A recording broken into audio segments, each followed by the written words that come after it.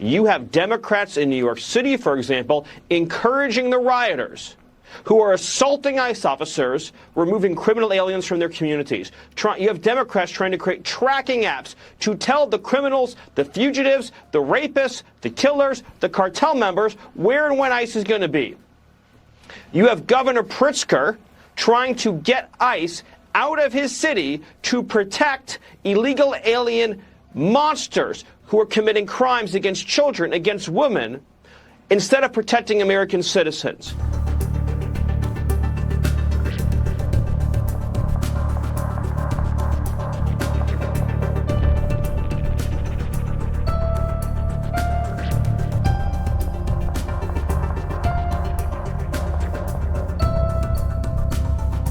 This is a party that has embraced full-scale insurrection against the laws of the United States. You look at that arrest in Canal Street, for example, those 9 individuals, all illegal immigrants from Africa, almost all of whom were released into the country by the Biden administration. You have among them dozens of arrests: forgery, counterfeiting, drug dealing, narcotics trafficking, assault, battery, theft, domestic violence.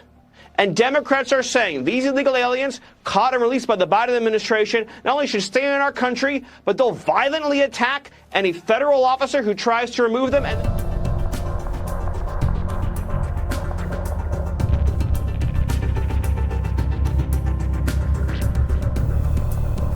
He will not. We see it all the time. He will not want to leave. He set it up with his. I guess he's the Goebbels of the cabinet. Stephen Miller. He's a Nazi. Yes, he is, and he's Jewish, and he should be ashamed of himself.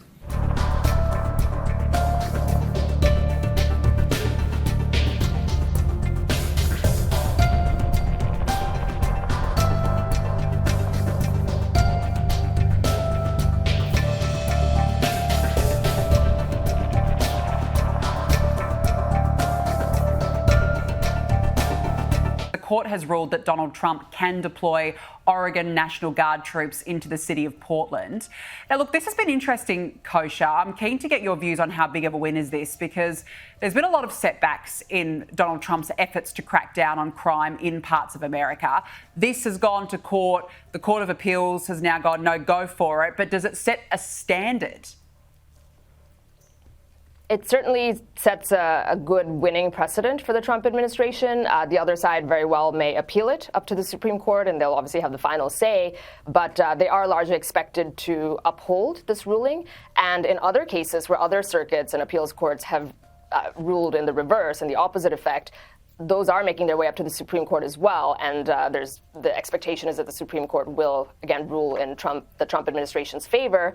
Because, again, while there is sovereignty, and we like that in the U.S., and states have their own sovereign rights, the whole thing that the Trump administration is anchoring this on is they're going there to provide backup. The National Guard is going to provide backup to ICE. So ICE is allowed to go and find these the illegals and conduct their mass deportation operations.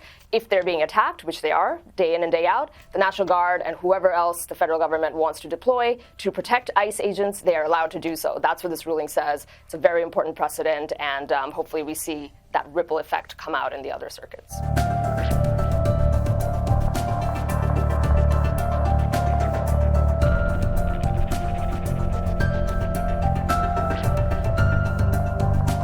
Well, let's talk about what's happening in the US, and the Trump administration is on track to break a record of the number of deportations being carried out. So since Trump's return to office in January, the administration has deported over 500,000 illegals, more than 1.6 million have self-deported, and almost 500,000 have been arrested. Army, it certainly looks like that's not going to be slowing down anytime soon. And, Donald Trump is really delivering on one of his promises here. This is what the American people elected him for. This is one of the main reasons why they wanted him in office, is because they wanted to stop the illegal invasion into this country. That's exactly what he did. Right? You're talking about a 97% decrease in people across the border. Not 9.7, 97. Think about that number, how massive it is. And look, there was a quote with the administration that said, we need to deport illegals so we can stop them from coming across the border. Want to disincentivize them. Was that Donald Trump? No, that was actually Barack Obama. Now this president has a long way to actually catch up with the deporter-in-chief, Barack Obama, who got rid of nearly 3 million illegals. I hope Donald Trump is going to beat that record. He's on his way. But it just goes to show this is not necessarily doesn't have to be a political issue, right? It doesn't have to be Republican, Democrats. People care, left or right, that they're not having illegal aliens streaming across the border with no vetting process. That's why they elected President Trump, and he is fulfilling his promise. 100%. I want to talk to you about what's been happening in Portland. Now, you've spent plenty of time there. I've seen you take to the streets in Portland, but there has been chaos over the weekend, again outside an ICE facility following the No Kings protest. And independent journalists say that these Antifa-like thugs were smashing windows, becoming violent. Let's just take a look.